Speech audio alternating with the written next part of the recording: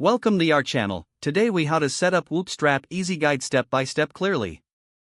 Download the Whoop app from the App Store or Google Play Store.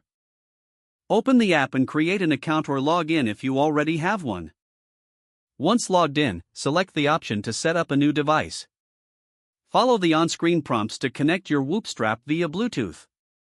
Make sure your strap is charged before attempting to connect.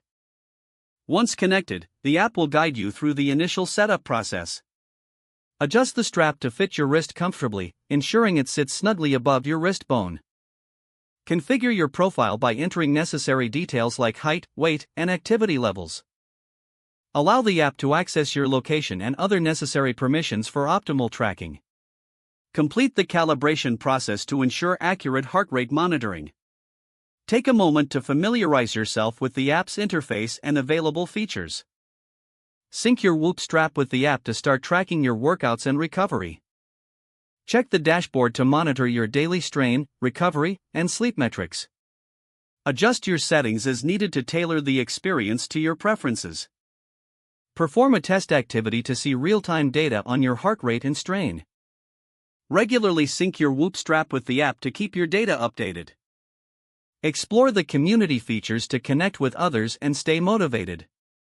If the page does not load, refresh the browser or try again in a private or incognito window.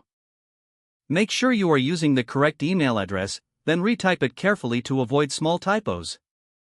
If your password is not accepted, use the reset option and create a new strong password you can remember.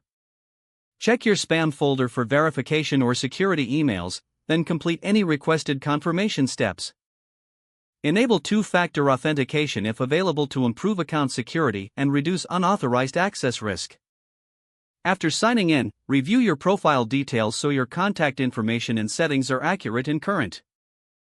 If you see an error message, note it down and try again after restarting your device and internet connection. Log out when you finish, especially on shared devices, to keep your account and payment information secure. If the page does not load, refresh the browser or try again in a private or incognito window. Make sure you are using the correct email address, then retype it carefully to avoid small typos. If your password is not accepted, use the reset option and create a new strong password you can remember.